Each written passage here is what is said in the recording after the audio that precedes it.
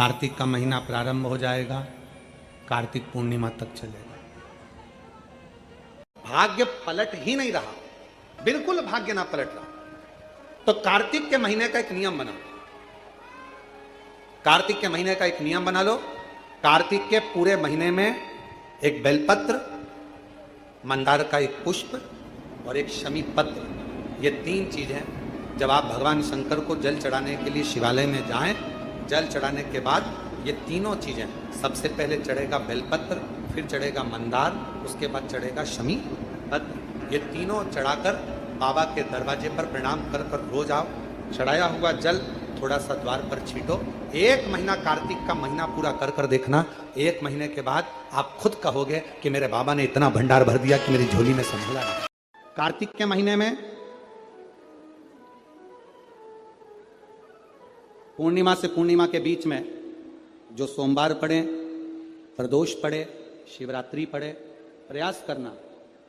अगर बहुत कष्ट की जिंदगी चल रही हो तो शिवरात्रि, प्रदोष और जितने सोमवार पड़ रहे हो कार्तिक में 4, 5 जो सोमवार पड़े, उसमें एक बेलपत्र अशोक सुंदरी वाली जगह पर और शमी पत्र देवादिदेव महादेव के ऊपर, ये 2 जगह पर अवश्य चढ़ा।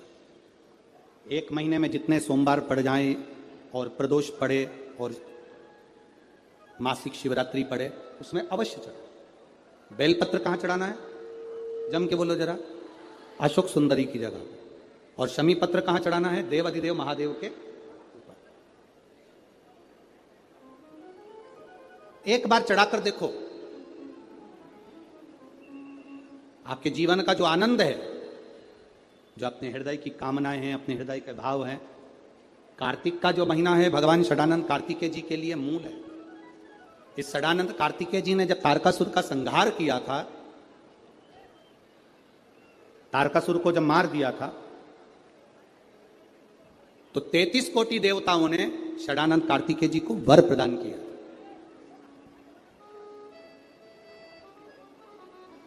कार्तिकेय जी को वर प्राप्त हुआ। तो लक्ष्मी जी ने और भगवान नारायण ने षडानंद कार्तिकेय जी से कहा, ए स्कंद देव, ए कार्तिकेय, कार्तिक के महीने में जो दीप दान करता है उसके घर में कभी संपदा की कमी नहीं आती है।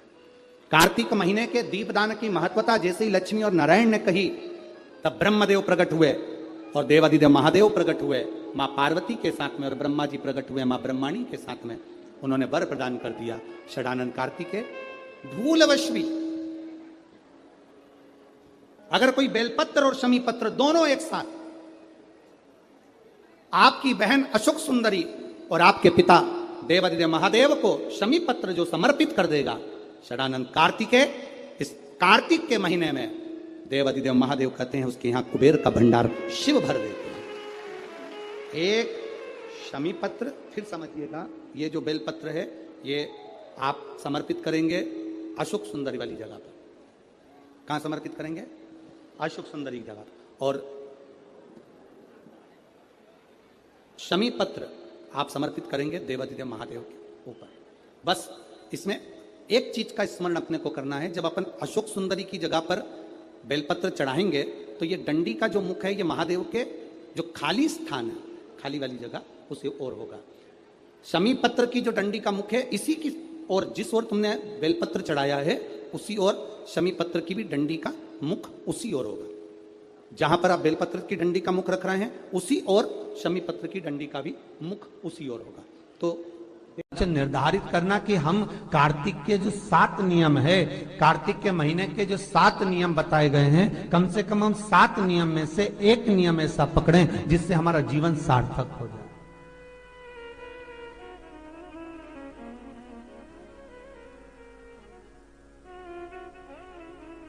आप भले 7 नियम नहीं कर रहे कार्तिक के, भले एक नियम करो, पर वो नियम हमारा पूर्ण चलना चाहिए, उसकी नियम की पूर्णता पूर्ण होना चाहिए।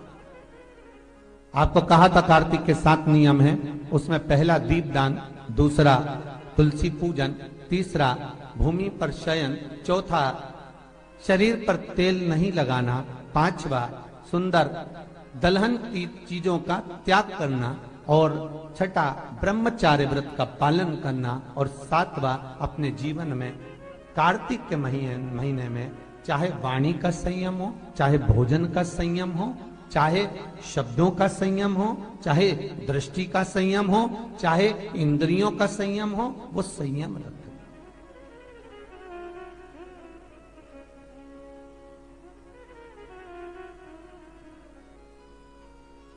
वो संयम धारण करना।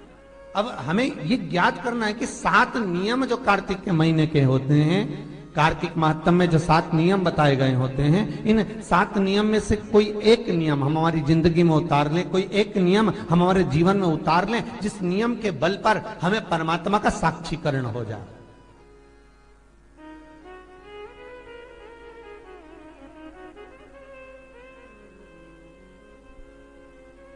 कोई एक नियम। अगर आप दीप दान कर रहे हो कार्तिक के महीने में, प्रतिदिन आपने 1 महीना तक दीप दान करा महाराज, तो ये भी आपका एक नियम है। 1 महीने तक आपने जो तुलसी में जल चढ़ाया, ये भी आपका नियम है। आपने अगर वाणी पर संयम रखा है, ये भी आपका है। महाराज एक बहुत सुंदर बात कार्तिक के माध्यम से लीजिएगा अपने जीवन में उतारने के। कार्तिक के महीने का 7वां नियम याद रखना, संयम।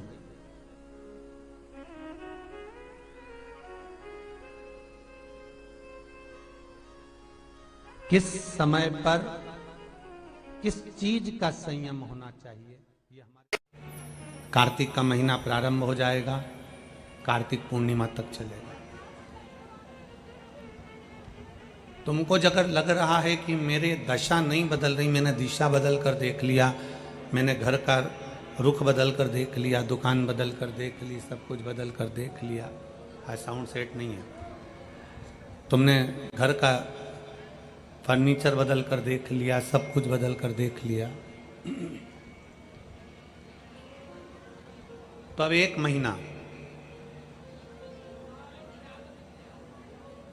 महीना शरद पूर्णिमा से लेकर कार्तिक पूर्णिमा तक एक नियम बना लो। 1 चावल का दाना, केवल 1, ज्यादा नहीं, केवल 1 चावल का दाना, जो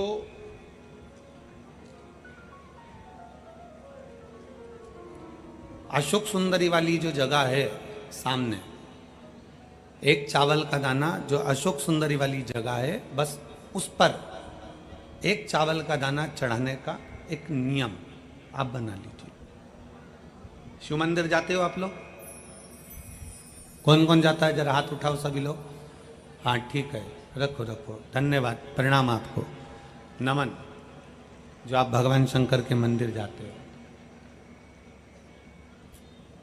बहुत जरूरी है शिव के मंदिर जाना, भगवान के मंदिर जाना। ये विधर्मियों ने जो हमारे मंदिरों को पूर्व में तोड़ा है ना, उसका कारण कोई दूसरा नहीं था, उसका केवल एक ही कारण था कि हमारे सनातनियों ने मंदिर जाना छोड़ दिया था, इसलिए उन्होंने तोड़कर अपना अपना स्थान बना लिया। अगर सनातनी मंदिर जाता रहता, आप मंदिर की देहली चढ़ते रहते, रोज मंदिर में एकाग्रित होते रहते, मंदिर में इकट्ठे होते रहते, तो किसी के बाप की हिम्मत नहीं थी कि मंदिर की ओर आंख उठाकर भी देख ले। शिव महापुराण की कथा केवल एक ही काम करती है कि रोज मंदिर जाओ।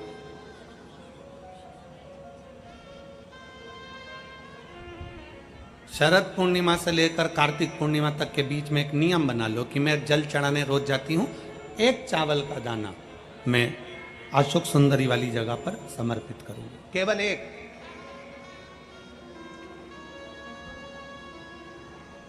चावल का दाना समर्पित कब करना है? जब आपका शंकर भगवान पे जल समर्पित हो जाए, शिव जी पर जल आप चढ़ा लो, चढ़ाने के बाद वो चावल का दाना जो आप अपनी पल्लू में बांध के लाई हो, या गठरिया में बांध कर लाई हो, या जो जैसे भी भाव से आप लेकर आई हो, डलिया में, पल्लू में, जैसे आप लाए वो चावल का दाना बांध।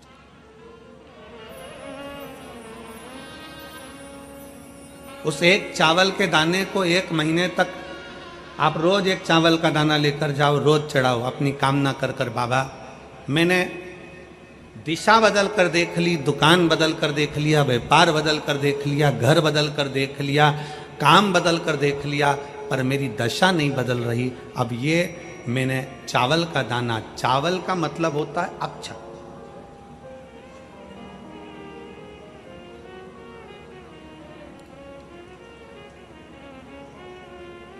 सबसे पहला अक्षता, सबसे पहला अक्षता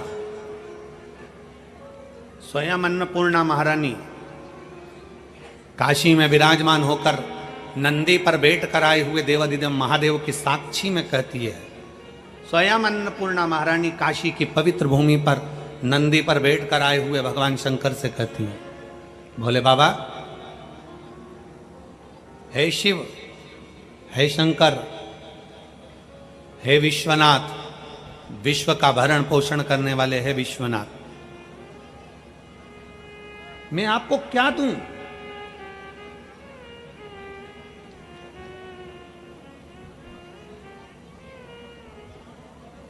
मैं आपको क्या प्रदान करूं?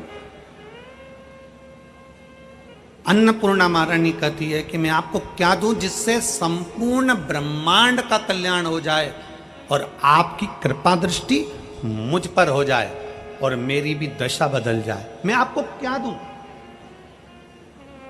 क्या प्रदान करूं मैं आपको? दुनिया के लोग कहते होंगे कि भगवान को सोना देना, चांदी देना, हीरा देना, पन्ना देना, रतन देना, आभूषण देना कल्याण का अंक कहता है। अन्नपूर्णा जी कहती हैं कि मुझे आपको क्या प्रदान करूं? भगवान शंकर मुस्कुरा कर कहते हैं, अन्नपूर्णे, केवल एक अक्षता तुम मुझे देती है तो मैं तुझे तेरी दशा भी बदल सकता हूं और तेरी दिशा भी बदल सकता हूं और तुझे अन्नपूर्णा माता के स्वरूप में पुजवा भी सकता हूं। एक अक्षत का दाना,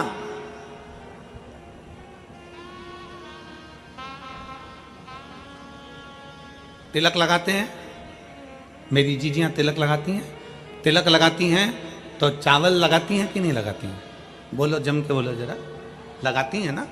तिलक में चावल लगाया जाता है।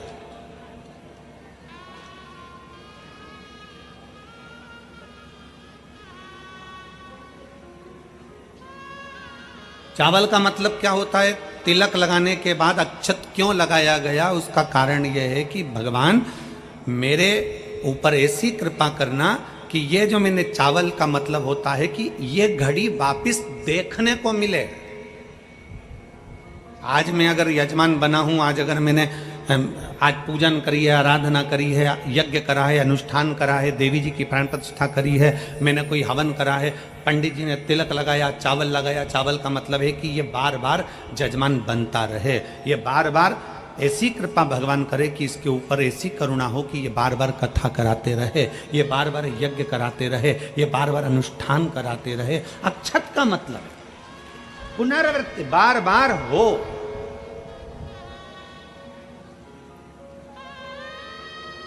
सनातन धर्म में किसी के मरने के बाद में 10 दिन तक मस्तक पर तिलक नहीं लगाकर चावल नहीं लगाया जाता। बोल लगाते हैं क्या? नहीं। क्यों? क्योंकि हमारा सनातन धर्म कहता है कि ये जो घटना घट गई, अब भगवान इस घटना के बाद दूसरी घटना ना घटाए, इसलिए चावल का प्रयोग ही नहीं, अक्षत का प्रयोग ही नहीं। मस्तक पर तिलक के बाद फिर चावल नहीं।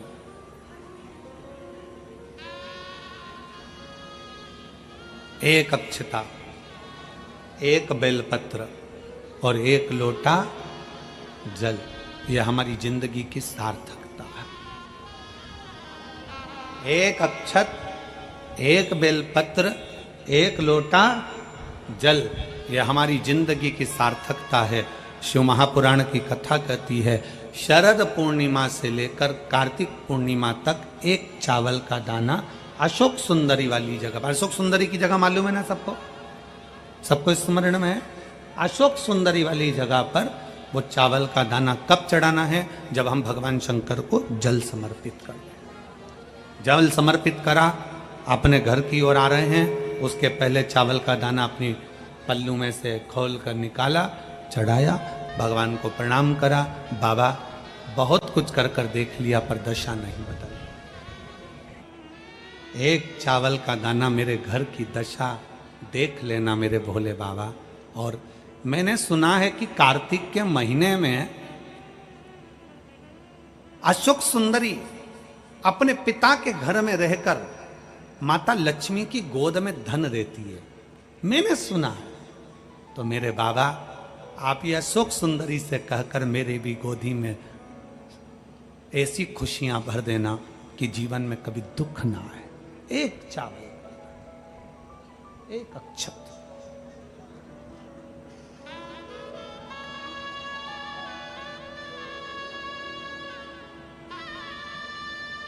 विश्वास, भरोसा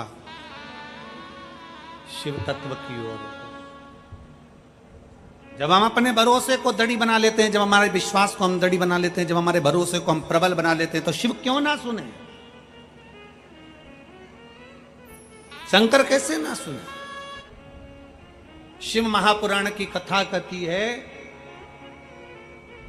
शरीर में अगर रोग हो गया है, शरीर में कैसा भी बड़े से बड़ा भी अगर रोग हो गया है, कैसी भी बीमारी शरीर के अंदर अगर लग गई है, तो शिव महापुराण की कथा कहती है कि प्रयास करो, हफ्ते में, महीने में एक बार एक चावल का दाना, एक सफेद पुष्प और थोड़ी सी भस्म, शंकर भगवान को भस्म ना हो तो अबीर, अबीर आप लोग जानते होंगे गुलाल के साथ अबीर चलती है, अबीर श्वेत आती है, सफेद अबीर आती है,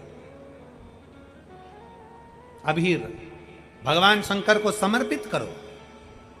बहुत रोग ग्रसित हो गया, शरीर में बहुत बड़ा रोग हो गया, छूटने को तैयार नहीं है, बड़े बड़े इलाज करवा लिए, बहुत दिखा लिया, बहुत सब दूर इलाज करवाया, सब दूर दिखाया, पर मिटने को तैयार नहीं है। तो फिर अबीर का प्रयोग,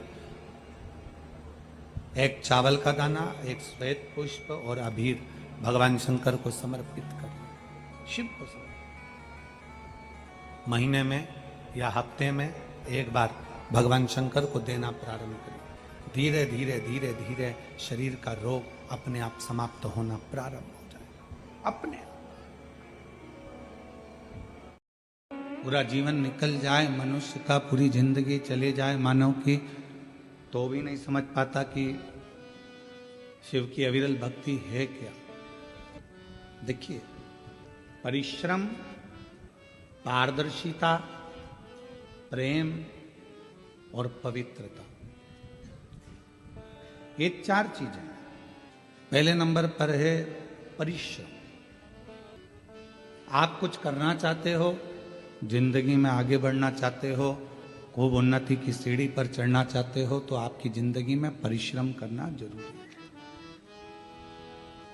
दुनिया का कोई महाराज आपकी किस्मत को नहीं बदल सकता, क्योंकि अपनी बटन अपने को लगाना। अपने सिर में दर्द हुआ तो गोली अपने को खाना है। पति के सिर में दर्द होगा तो पत्नी गोली खाएगी तो आराम लगेगा क्या? खांसी चली हमको और हम तुम्हें इशारा कर दें कि खांसो री जी हम खांसो, तो हमारी खांसी बंद हो जाएगी क्या? छींक हमको आ रही है और हम हमारे जीजाओं से कह दें कि तुम छींको, तो वो छींक मान्य होगी क्या? अपना दुख अपने को मिटाना, अपना कष्ट अपने को मिटाना।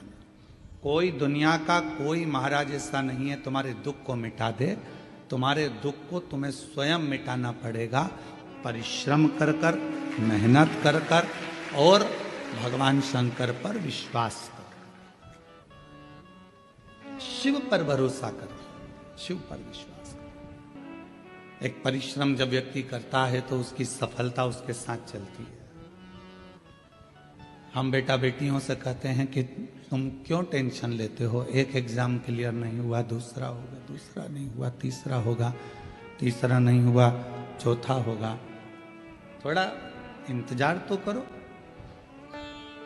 हमारा फर्स्ट सेम क्लियर ही नहीं हो रहा गुरुजी, हमारा सेकंड सेम क्लियर नहीं हो रहा गुरुजी। क्यों नहीं हो रहा? मतलब आपने परिश्रम करना बंद कर दिया। मेहनत करना कम कर दिया।